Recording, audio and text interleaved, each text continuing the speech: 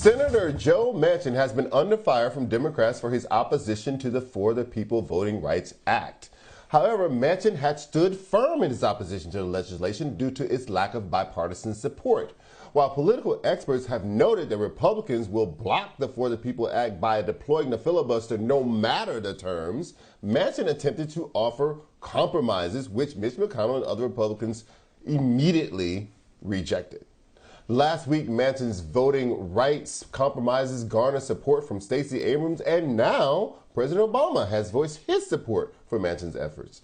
During a call for the National Democratic Redistricting Committee with a group of grassroots activists, President Obama expressed his support for Manchin's proposals, calling it a product of compromise. President Obama went further and commented on the hypocrisy of the Republican Party's unwillingness to discuss the solutions regarding voter rights when Republicans alleged that there were irregularities in our most recent presidential election. Think about this. In the aftermath of an insurrection, with our democracy on the line, and many of these same Republican senators going along with the notion that somehow there were irregularities and problems with legitimacy in our most recent election, they're suddenly afraid to even talk about these issues and figure out solutions on the floor of the Senate. They don't even want to talk about voting, and that's not acceptable. While Manchin ultimately voted in favor of the For the People Act and his compromise won over the support of Stacey Abrams and President Obama earlier today, the For the People Act was blocked by Republican lawmakers. Joining us to discuss how President Obama's support of Manchin's compromise fits into all of this and what it means for the Democratic Party, if anything, is Obama White House Deputy Director Nick Rathod. Make sure I said that right, Nick. You got it. Thanks for having me on, Charles. So let me just ask this question because, part of what the Republican Party is saying is, the way they're couching their opposition to getting involved in this is a states' rights argument. That the Constitution gives states the right to conduct their elections however they choose. And if the federal government gets involved in any way, it is stepping on that constitutional freedom. It is stepping on the right of the states to conduct their elections how they choose. Is there anything that can get over that? Yeah, the history of the country is federalism. And throughout our history, the federal government has at least established a floor. And the situation we find ourselves in now is that the Congress has failed to act, continues to fail to act, and there's no floor.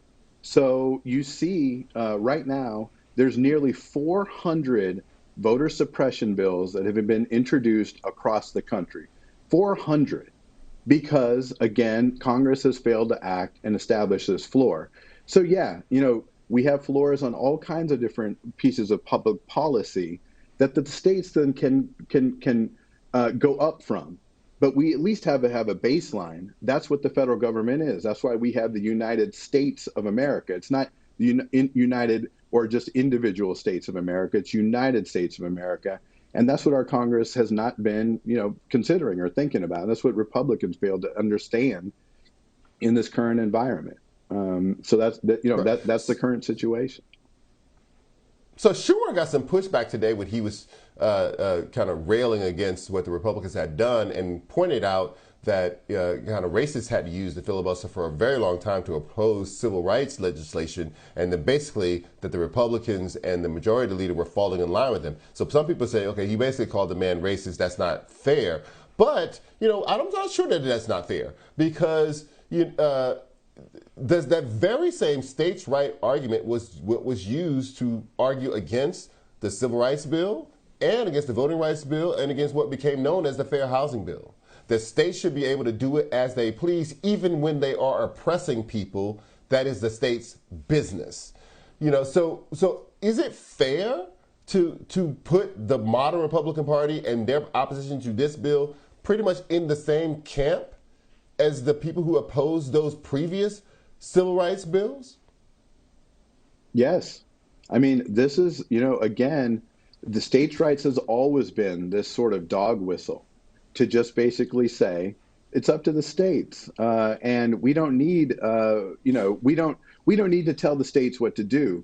Meanwhile, the states are eroding our ability to access the ballot. You saw what happened in Georgia. You can't even hand people water. In Texas, they attempted to stop voting at 1 p.m. on, until 1 p.m. on Sundays, which disproportionately impacts African American voters who spend time and effort and energy doing things like souls to the polls. You have a bunch of states doing all kinds of things to limit access to the ballot, and that's exactly what they're doing. These laws disproportionately affect African Americans, people of color, immigrants, working people who want to access the ballot. And the Republicans have made a decision that if they do these things, they see the writing on the wall, demographics are shifting. They saw what happened in places like Georgia. The facts on the ground, the people on the ground, the situation currently in the United States is not in their favor. And so what they're going to do is suppress the people who they believe are going to vote for Democrats. And that's exactly what they're doing. And that is similar to what has happened in Jim Crow throughout our history around civil rights. And this is our most fundamental right that they're attacking. And even today, I mean, it is so offensive that 50 Republicans voted not against a bill, but against debate about a bill, which is just infuriating. They don't even want to talk about democracy. And this is in the wake of them voting against an insurgency, a commission for an insurgency. So this is the modern Republican Party against democracy. Yeah, go ahead, Sean. No, I'm going to ask you this kind of question on Barack Obama. What do you think is the import of him throwing his support behind Manchin's, what some people call a watered-down version of the For the People Act, but what Barack Obama called a compromised version of it? What is the import of that? I mean, it still didn't garner any support from Republicans. We don't know what it would have garnered because it never made it to the floor, but it didn't garner any public support. So what is the import of him taking a stand and saying, at least I support this, what Manchin has come up with?